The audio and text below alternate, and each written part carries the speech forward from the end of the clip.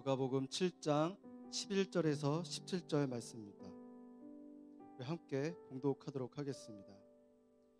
그 후에 예수께서는 곧 나인이라는 마을로 가셨습니다. 제자들과 많은 무리가 예수를 따라갔습니다.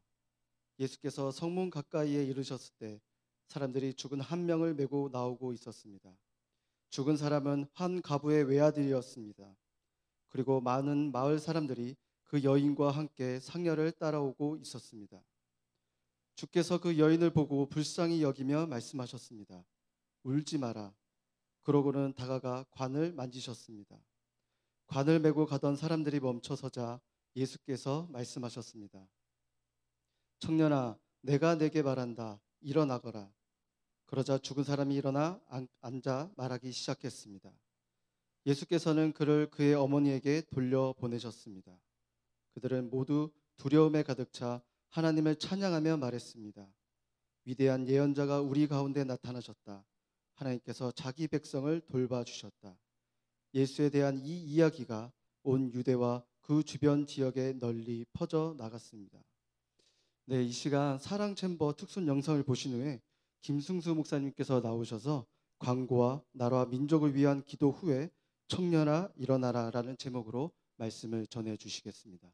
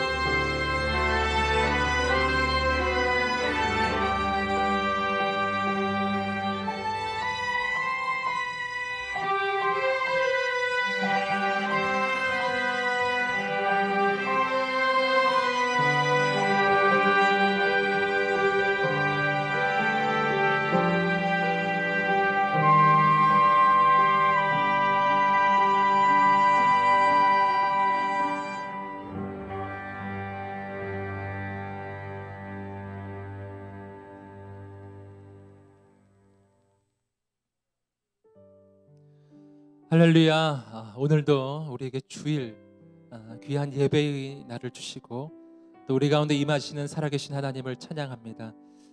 방금 보신 영상은 우리 온누리교회 사랑챔버 우리 귀한 지체들이 각각 집에서 녹화해서 따로따로 영상을 함께 좀 모아서 그렇게 만들어진 영상이었는데요. 오늘 특별히 장애인 주일로 지키는 주일입니다.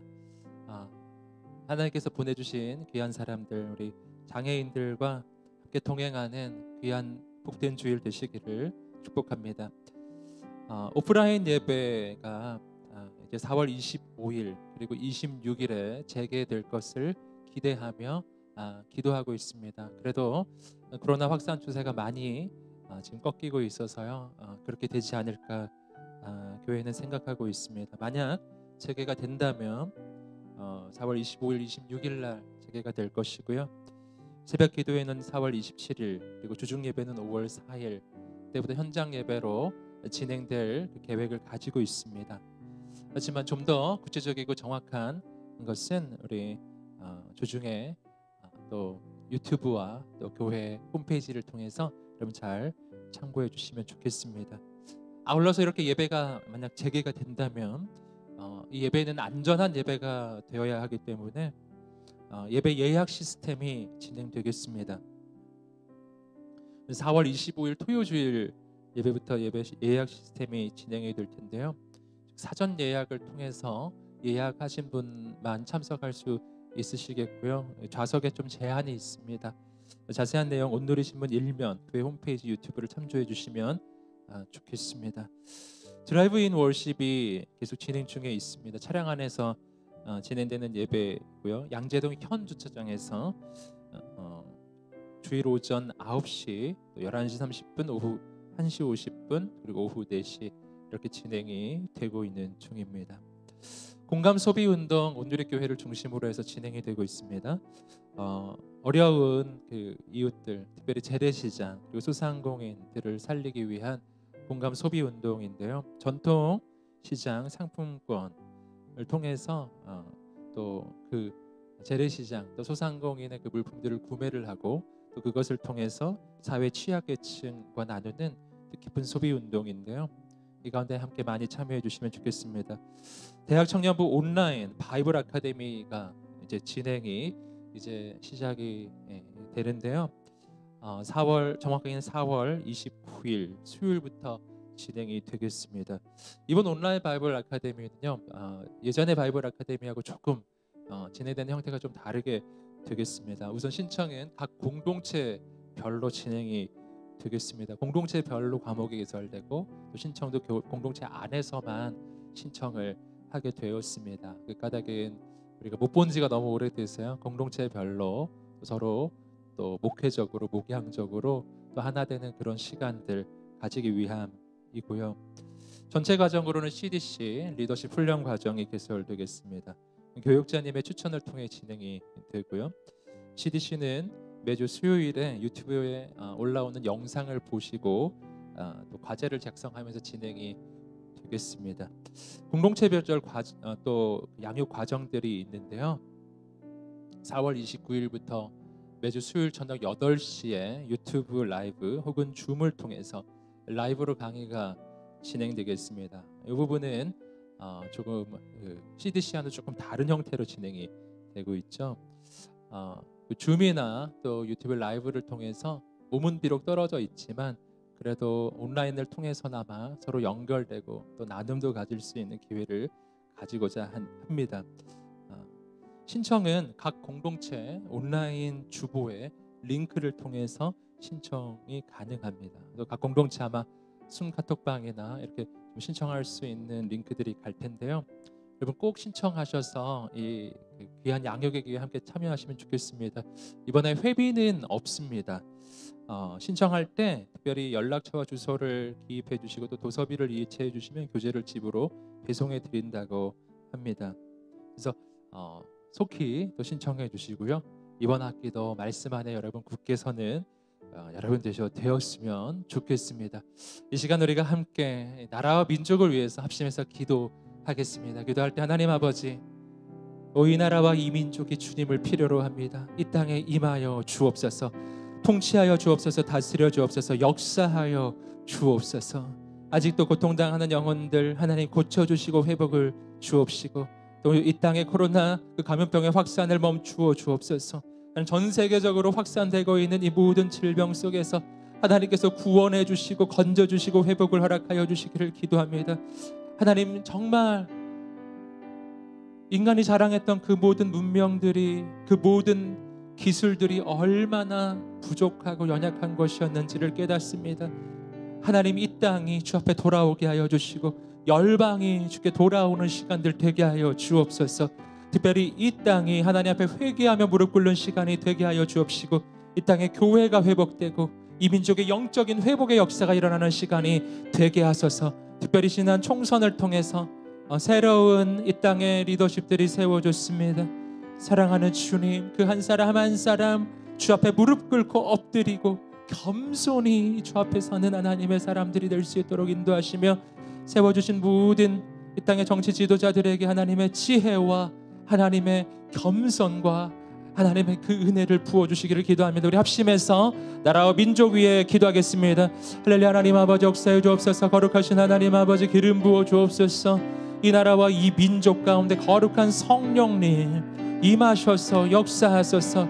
기름 부어 주옵소서. 회복을 주옵소서. 새롭게 하여 주옵소서. 하나님, 감염병의 확산을 멈추어 주시기를 기도합니다. 고통당하여 하는 영혼들을 회복시켜 주시기를 기도합니다. 치유해 주시기를 기도합니다. 하나님의 역사가 나타나기를 기도합니다. 오 아버지 하나님, 이 나라와 이 민족 가운데 오직 하나님의 나라가 임하기를 기도합니다. 새롭게 세워주신 모든 정치 지도자들에게 하나님의 은혜를 베푸시고 주 앞에 무릎 꿇는 겸손한 지도자들이 될 수 있도록 주여 인도하여 주옵소서. 사랑하는 주님, 감사합니다. 오 아버지, 이 나라와 이 민족 가운데 살아계신 하나님께서 친히 오셔서 왕이 되어 주옵소서. 모든 것을 통치하시고 다스려 주옵소서. 어둠의 권세가 떠나가게 하시고, 오 주님, 이 땅에 거룩한 영적 회복의 역사가, 거룩한 부흥의 역사가 있게 하여 주옵소서. 오늘 우리가 하나님을 기대합니다. 우리의 예배하는 자리에 임하소서. 우리에게 오셔서 말씀하여 주옵소서. 우리가 영적으로 회복되는 시간이 되게 하소서. 감사하며 예수님의 이름으로 기도드립니다. 아멘. 아멘. 아멘. 네. 오늘 저는 여러분과 함께 누가복음 7장 11절부터 17절까지 본문으로 청년아 일어나라 라는 제목으로 하나님의 말씀을 나누고자 합니다. 오늘 이야기의 배경은 나인이라고 하는 마을입니다. 이 나인성은 예수님의 주된 그 사역지였던 가버나움에서 남서쪽으로 약 40km 정도 떨어진 마을이었습니다. 그리고 나인이라고 하는 이름은 의미를 가지고 있는데요. 원어적으로는 즐거움 혹은 아름다움 이런 뜻을 가지고 있습니다. 굉장히 예쁜 이름이죠. 하지만 이 나인이라는 이 마을에서 적어도 오늘만큼은 그 이름과 전혀 상반되는 정말 비극적인 일, 안타까운 일이 일어나고 있었습니다. 한 과부가 외아들을 키우며 살고 있었는데 그 아들이 죽은 것이었습니다. 이스라엘의 장례 풍습을 비추어 볼 때 아마도 이 아들은 바로 이날 죽은 걸로 보입니다. 그리고 지금 그 장례가 치러지고 있는 중에 사람들은 그 시신에 들어있는 그 관을 둘러매고 무덤을 향해 가고 있는 중이었습니다. 그 장례의 행렬이 가고 있는 중이죠. 한 과부가 외아들을 키우고 있었는데 그 아들이 죽었다. 이 표현은요, 굉장히 짧은 표현이지만 이 표현 안에는 이 여인의 인생이 얼마나 힘들고 기구한가 하는 것을 보여주고 또 짐작케 합니다.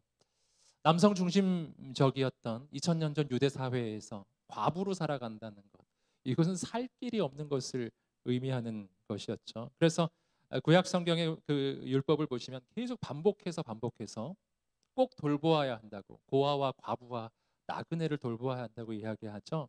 그렇게 할 만큼 이 과부라고 하는 존재는 그 당시 이스라엘 사회에서는 살 길이 없는 존재였어요. 근데 그가 아들이 하나 있었던 거예요. 이 아들은 사실은 이 과부에게는 정말 유일한 버팀목. 어쩌면 이 아들은 이제 곧 이제 장성해서 이제 청년이 되었는데요. 이 아들이 바로 그 과부에게는 사회적인 보호막이었을 것입니다. 근데 그 아들이 죽은 거예요. 외아들을 잃은 어머니의 슬픔 너무 안타깝죠. 근데 거기서 한 발짝 더 갑니다. 이제 이 과부는 살아갈 길이 없는 거예요. 너무 어려운 거예요. 너무 힘든 거예요. 그냥 이 말 한마디가 그 여인의 인생이 얼마나 비참한가 하는 걸 보여줍니다.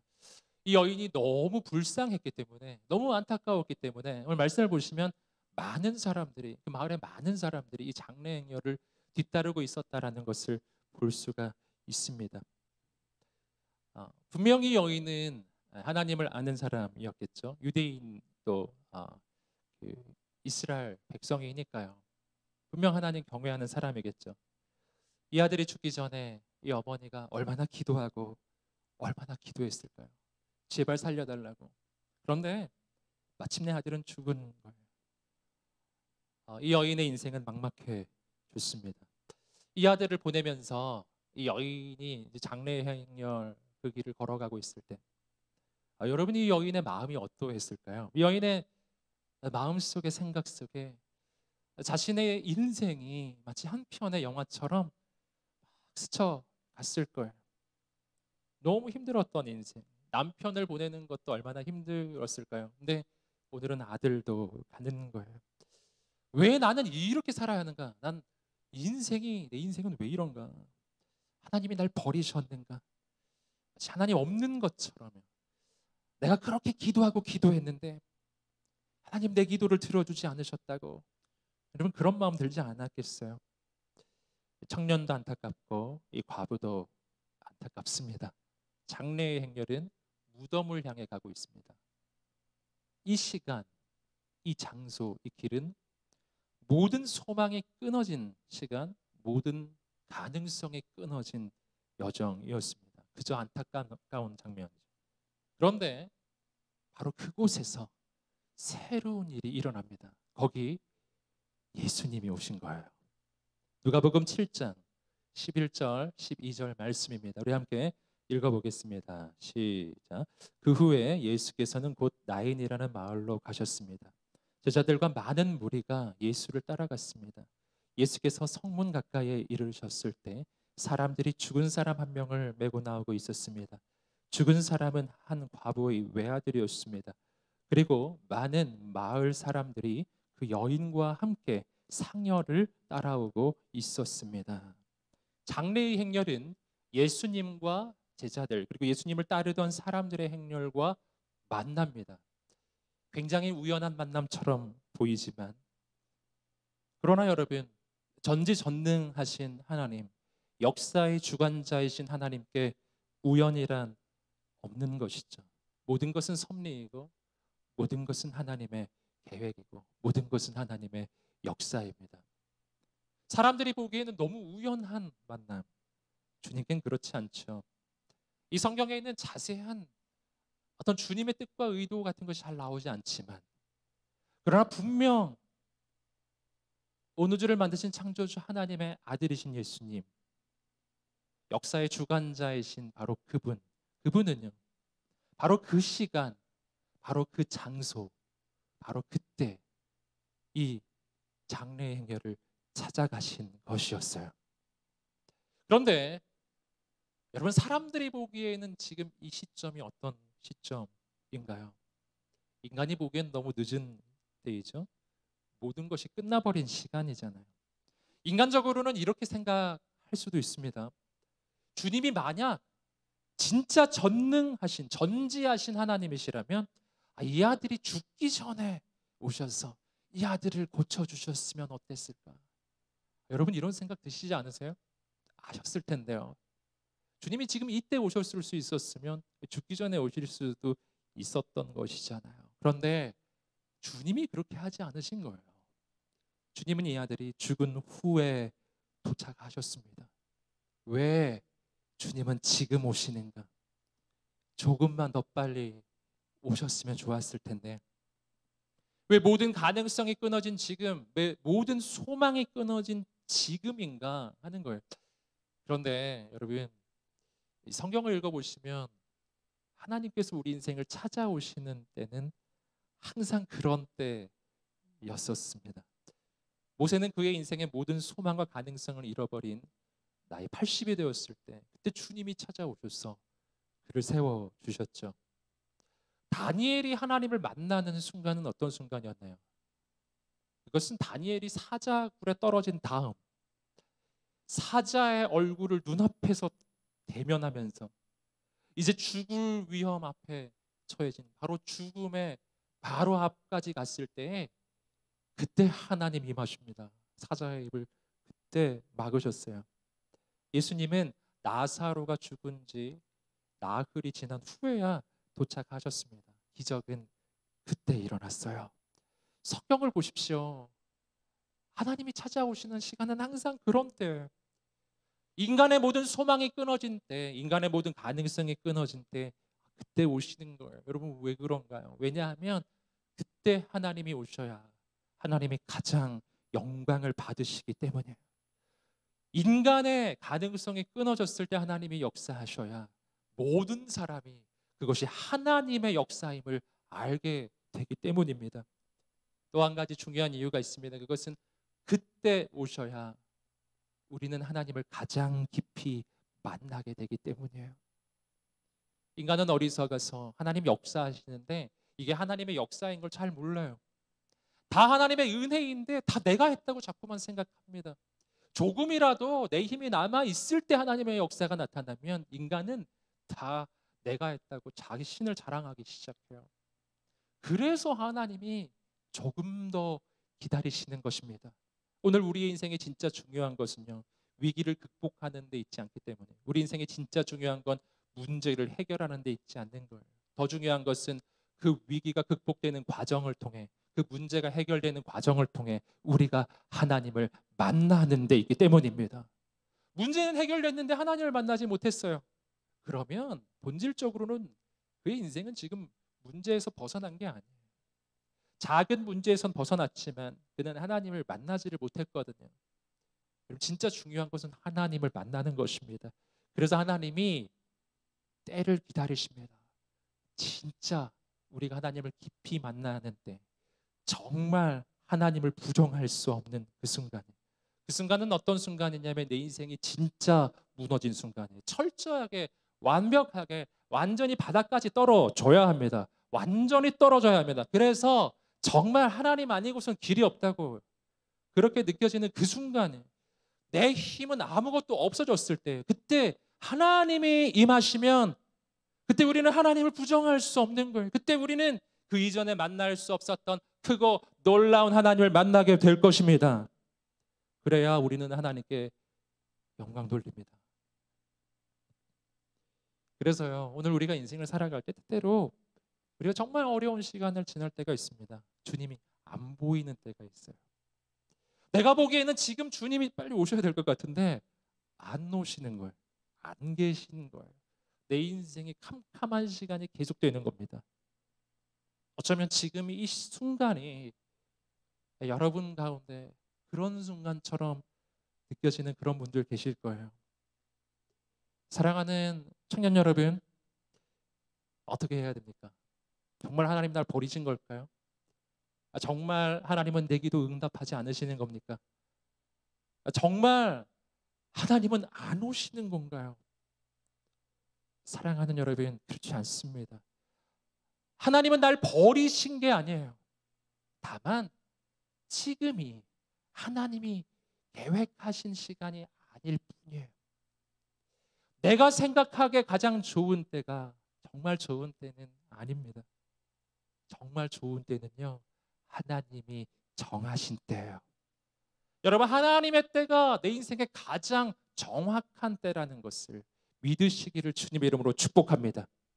그러므로 모두 우리는 낭망치 않아야 한다는 거죠. 절대 낭망하지 않아야 합니다. 어느 순간에도. 여러분, 하나님을 바라보아야 합니다. 하나님 기다려야 합니다. 언제까지 기다려야 할까요?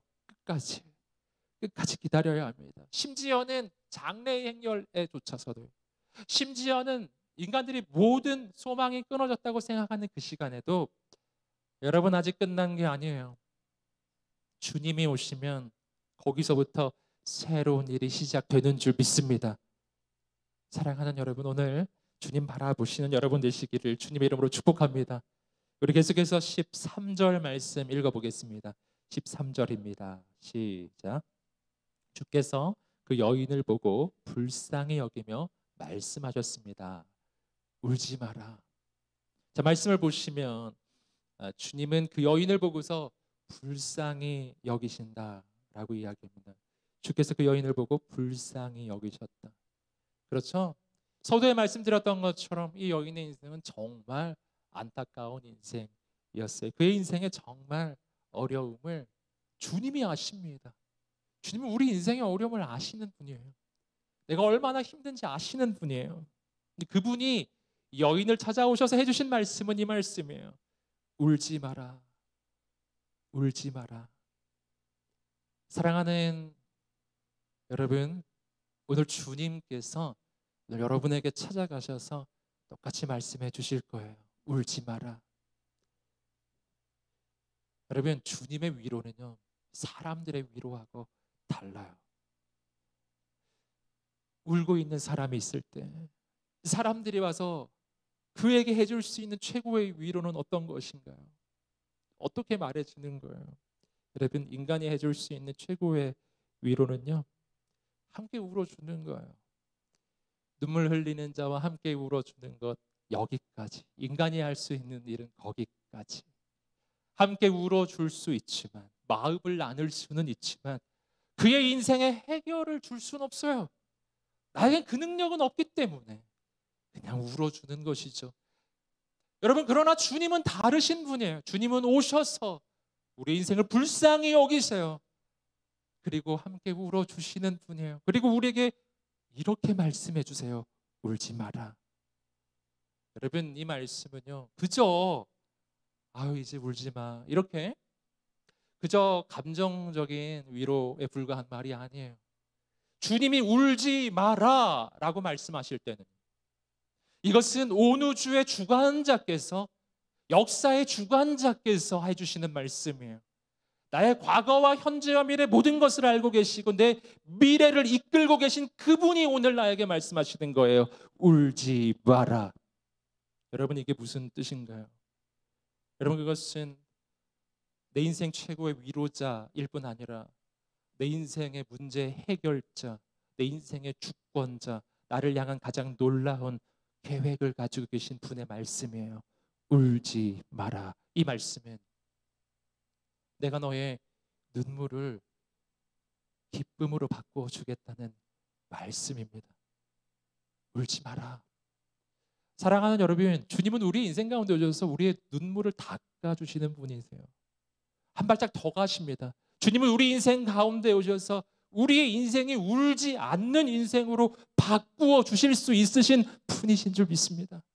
그분은 내 슬픔을 기쁨으로 바꾸어 주실 수 있으신 분이십니다.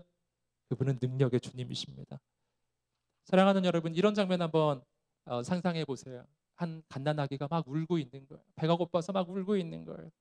엄마는 이 아이가 뭐 때문에 우는지 금방 알죠. 아, 배고파서 우는구나.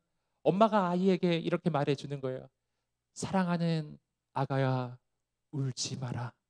엄마가 아기에게 울지 마라 이렇게 말해줄 수 있는 이유는 단순히 위로해 주는 말이 아니죠.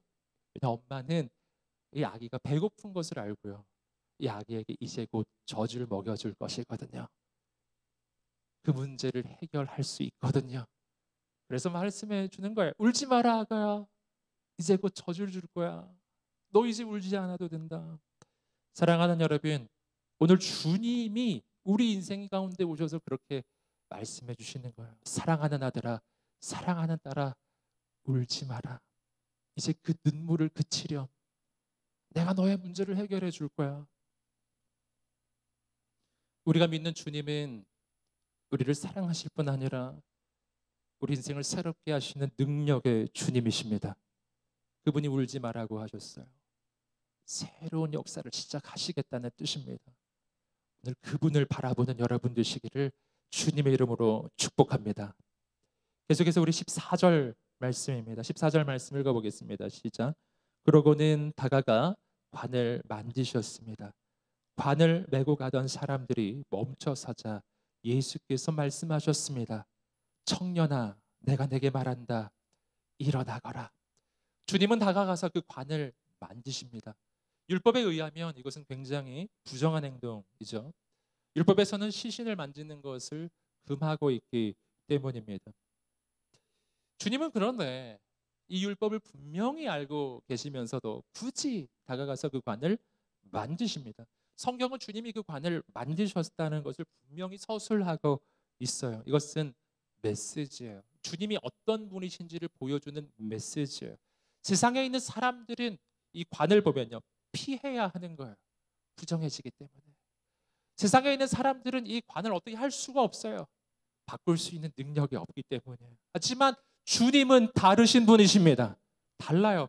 인간은 이 관을 만지면 인간이 부정해져요. 하지만 주님은 반대이신 분이십니다. 주님은 강력한 거룩을 가지고 계신 분이에요. 주님의 거룩은 부정해지는 거룩이 아니라 부정한 것을 거룩하게 바꾸는 거룩이에요. 그래서 주님이 이 관을 만지면 사람들이 만질 때와는 반대의 일이 일어나죠. 사람은 관 때문에 부정해지지만 주님이 만지시면 주님의 거룩이 이 관으로 흘러가 부정했던 그 시신 가운데 주님의 거룩이 임해서 그 시신이 거룩해지는 것입니다. 주님의 생명은 강력한 생명이십니다. 죽음으로 가득 차 있는 그 관을 생명이신 주님께서 터치하시는 순간 그 생명이 그 관 가운데로 그 시신 가운데로 흘러 들어가기 시작해요. 생명이 죽음을 바꾸어요. 여러분, 성경에서 예수님을 만난 사람들은 바로 이러한 일이 다 일어났습니다. 혈루증 걸린 여인, 일반적으로는 혈루증 걸린 여인은 사람들이 그 여인을 터치하면 터치한 사람이 부정해지는 거예요. 그래서 혈루증 걸린 여인은 격리 대상이죠. 근데 이 혈루증 걸린 여인이 인파를 내치고 용기를 내어 다가가 주님의 옷자락을 터치했을 때 바로 정반대의 일이 일어나는 것입니다. 부정한 여인 때문에 예수님이 부정해지는 것이 아니라 거룩하신 주님의 거룩이 이 부정한 여인에게로 흘러가 이 부정했던 여인을 거룩하게 만드시는 거예요. 죽어가는 이 여인이 예수님을 터치하면 그 병이 예수님에게로 옮아가는 것이 아니라 주님이 가지고 계시는 강력한 생명이 이 죽어가던 여인에게 흘러가서 그 병을 몰아내고 이 여인을 건강하게 만드는 것입니다.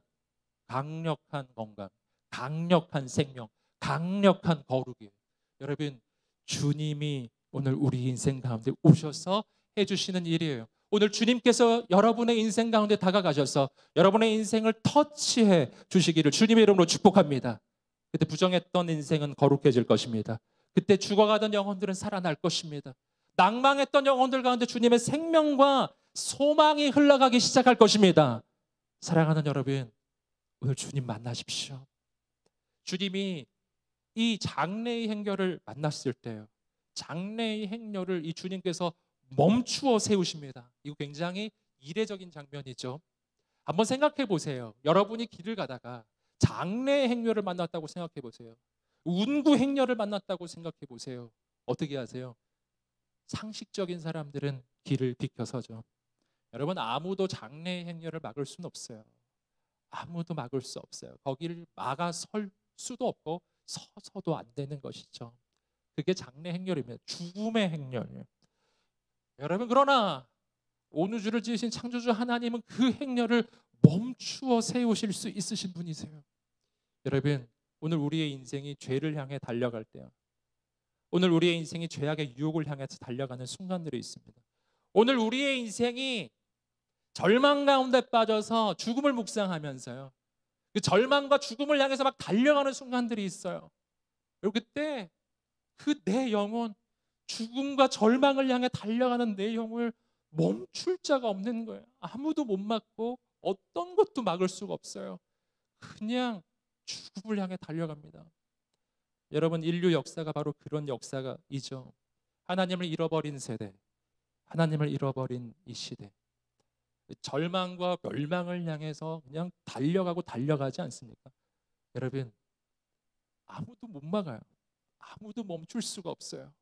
여러분, 그러나 생명 되신 주님께서 오시면 그 모든 것이 멈추어지는 줄 믿습니다. 주님이 스탑 하시면 멈추는 거예요. 여러분, 그분이 문을 열면 닫을 자가 없고 그분이 문을 닫으시면 열 자가 없어요. 오늘 그분이 우리가 믿는 주님이십니다. 사랑하는 여러분, 그 주님이 우리 인생 가운데 임하십니다. 여러분, 죽음을 향해 달려가던 인생, 절망을 향해 달려가던 그 모든 인생을 멈추어 주실 것입니다. 그리고 주님은 말씀하셨어요. 우리 다시 한번 14절 말씀 읽어보겠습니다. 시작. 그러고는 다가가 관을 만지셨습니다. 관을 메고 가던 사람들이 멈춰서자 예수께서 말씀하셨습니다. 청년아, 내가 내게 말한다. 일어나거라. 주님은 이 죽어있는 그 청년, 죽어있는 그 시신을 향해 먼저 이렇게 말씀해 주셨어요. 청년아, 이렇게 불러 주셨습니다. 당연해 보이지만은 않은 이 호칭이죠. 우리는 시체를 바라보면서 청년아 부르지 않습니다. 그렇게 부르지 않아요. 청년이든 노인이든 죽은 다음에는 모두 다 시신이기 때문에, 죽은 다음에는 모두 다 가능성이 없기 때문에 죽은 시체는 청년아 이렇게 부르지 않아요. 근데 주님은 불러주시고 계세요. 청년이란 정말 아름다운 이름입니다.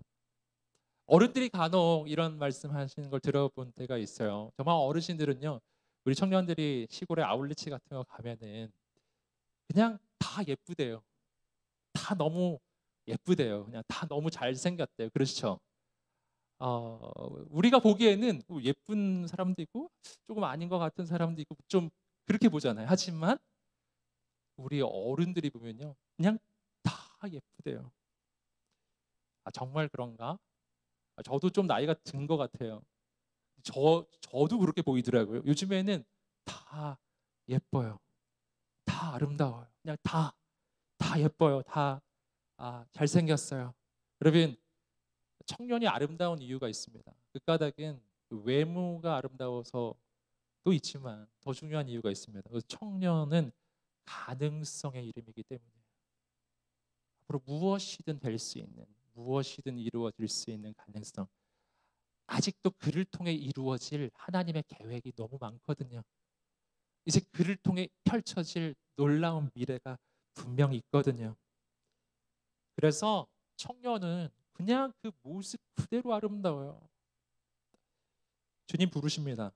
청년아, 시신을 향해 하는 말씀이에요. 청년아, 이건 이런 뜻이에요. 사랑하는 아들아, 너는 아직 청년이다. 넌 모든 것이 끝나버린 시신이 아니다. 넌 청년이다.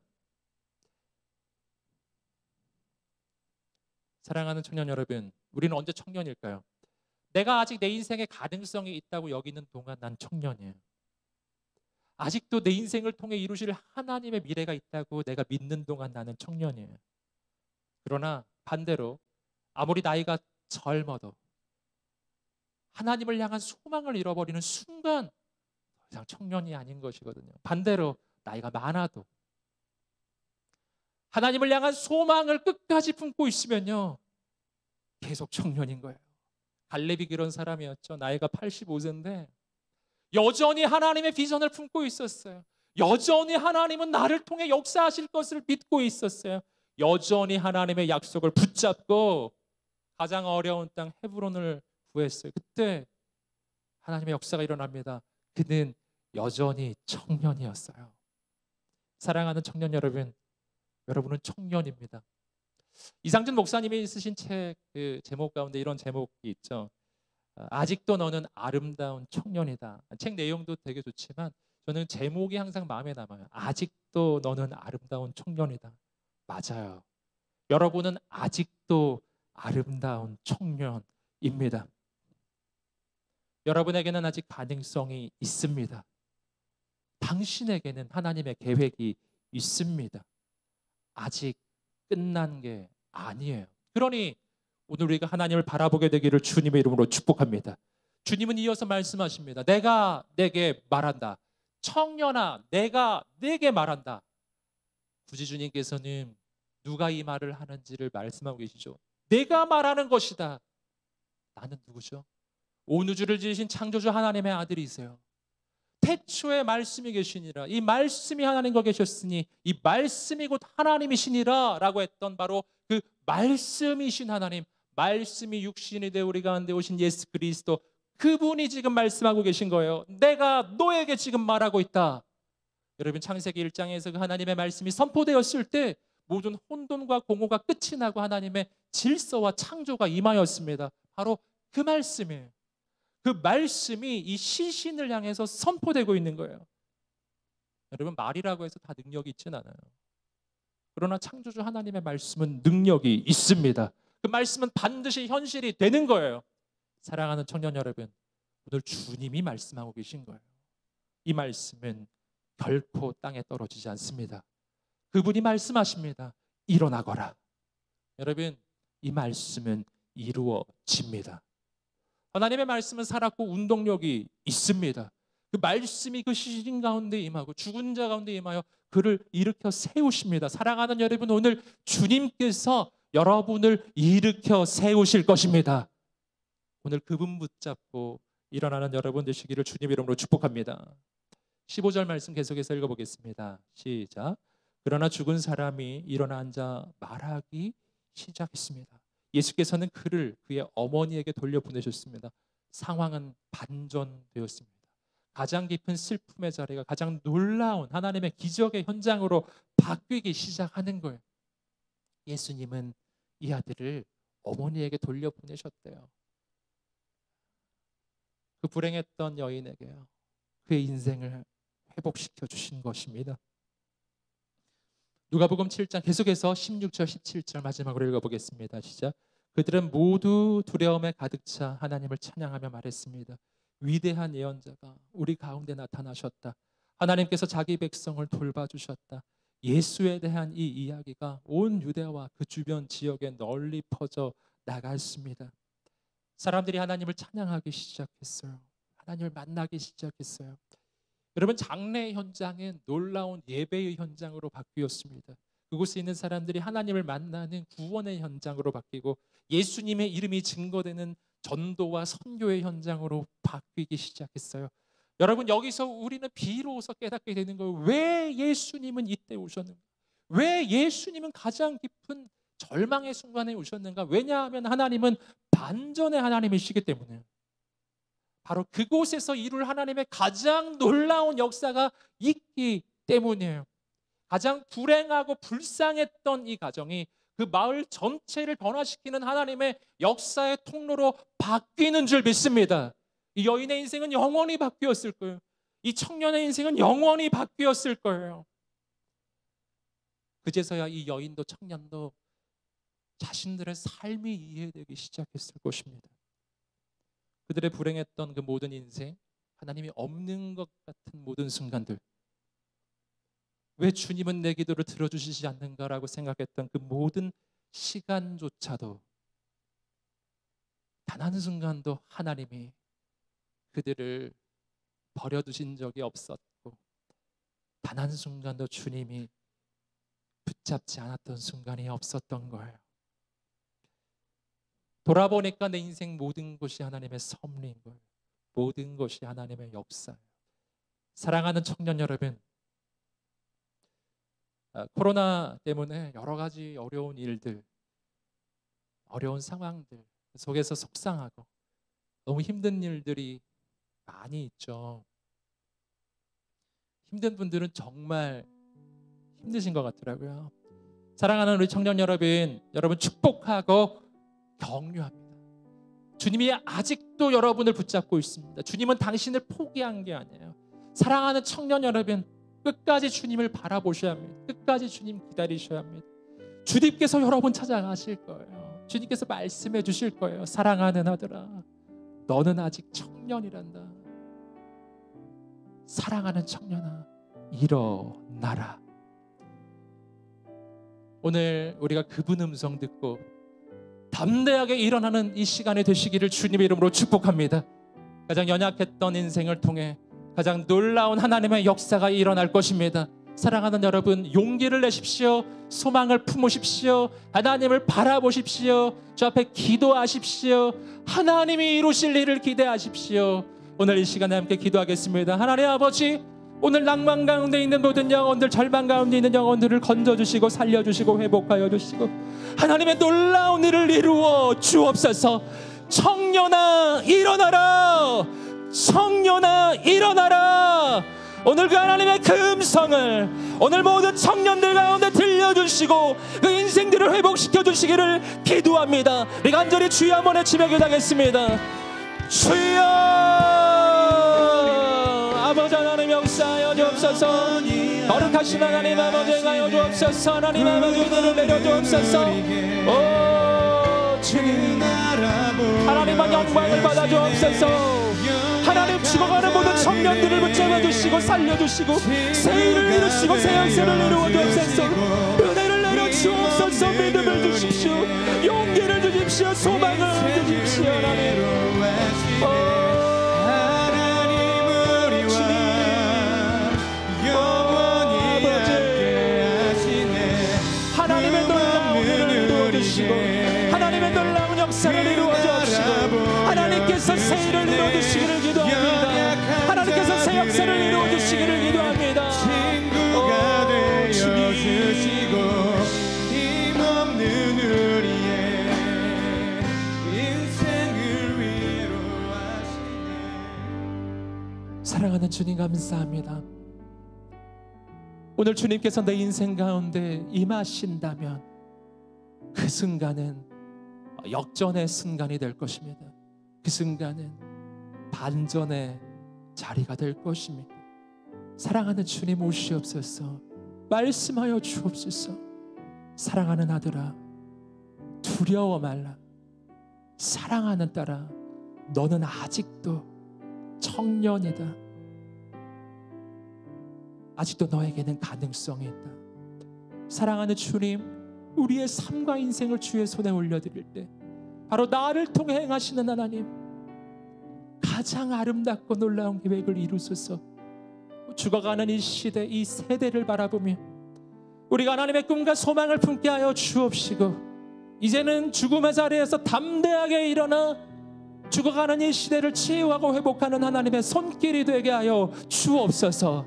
주님이 이루실 일을 기대하며 예수님의 이름으로 기도드립니다. 아멘. 시간 우리가 함께 봉헌으로 찬양하며 나아가겠습니다.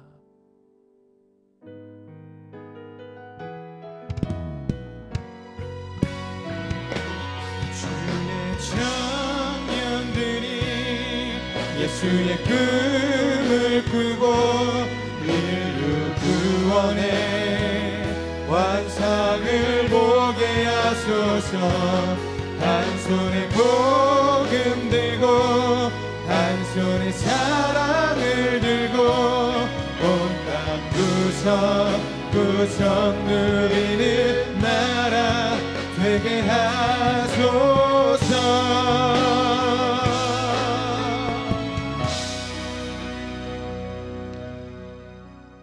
사랑이 많으신 아버지 하나님, 하나님께 우리의 마음과 정성을 모아 준비한 예물을 올려드립니다.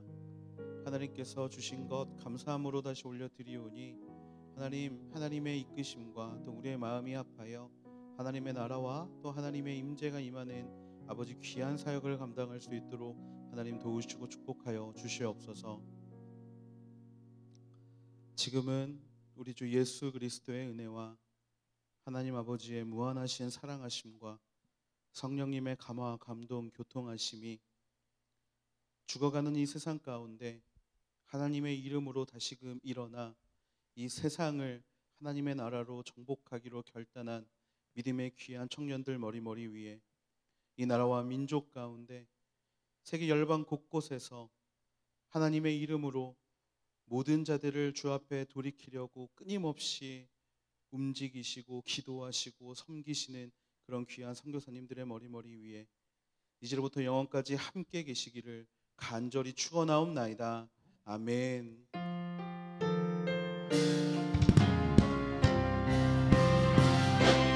주님의 성령 내게 임하여